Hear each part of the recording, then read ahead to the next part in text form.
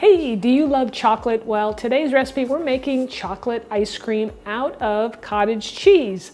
Now, you may have seen this. It's been all over social media, or maybe you haven't. Now, I just decided to try it because I'm always looking for a nice, healthier version of some of our treats and desserts that we have. So believe it or not, you can make ice cream out of cottage cheese. I've done it both ways. I've put it in the freezer so it's like ice cream, and I've left it out in the refrigerator so that it's more like pudding. So you can eat it either way, and I kind of like the pudding even a little better. Now in today's recipe, I'm going to be adding a nice drizzle of peanut butter, and I'm going to sprinkle in some chocolate chips. I'm Rockin' Robin, and I'm going to show you how to make it right after my chef joke. Which celebrity is always ready for ice cream? Reese Witherspoon.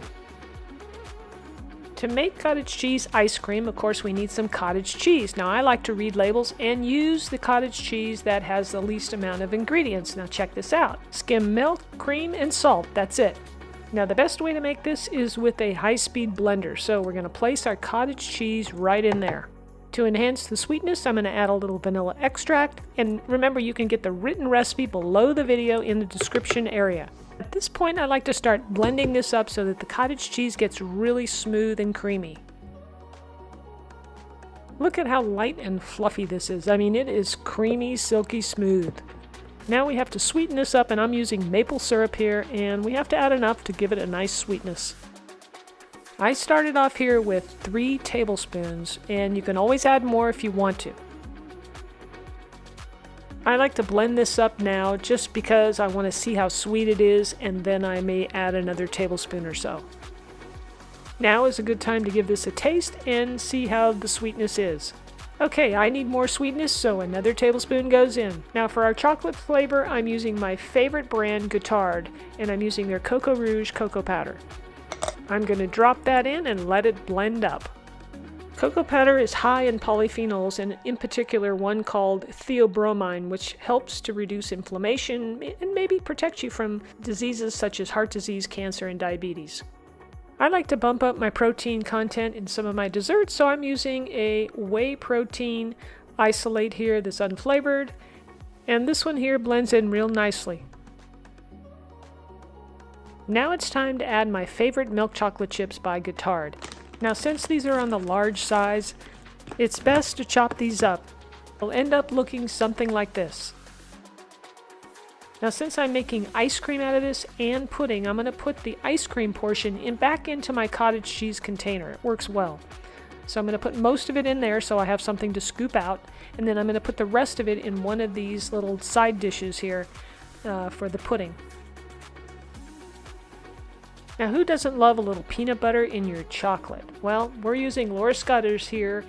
Now, you really want to use a nice, creamy, smooth peanut butter, and even heat it up a little bit if you have to, just so that it'll spread around easily for you. And we'll do the same here with the pudding. Just drizzle it on over the top. Then we'll give a good sprinkle of those chocolate chips. I cut out a circle of parchment paper just to protect the ice cream, and I just lay that right on top, push it down on top of the ice cream, and then put the lid on it. So one of the biggest complaints that I've heard about cottage cheese ice cream is that when you go to freeze it, especially overnight, it turns out rock solid and it gets icy.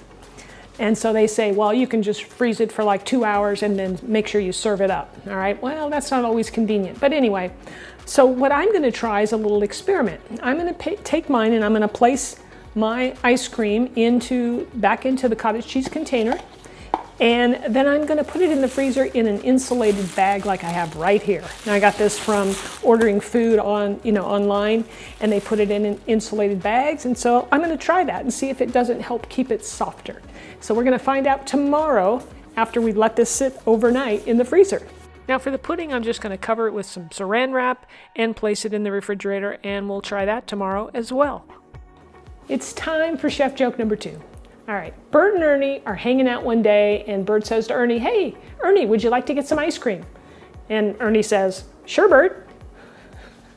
All right, it's been 24 hours, and we're ready to test our ice cream. So I've taken it out of the freezer. I've got it in my wrap here, and we're going to see if it's scoopable or not.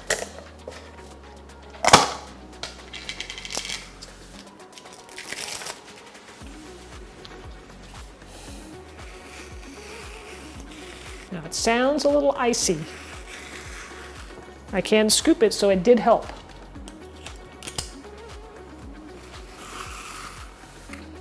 It looks like ice cream.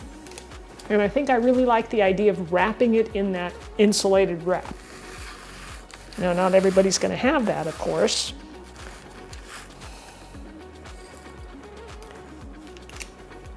But now I'm going to give it a taste. I can taste, it's very chocolatey. It's got that peanut butter.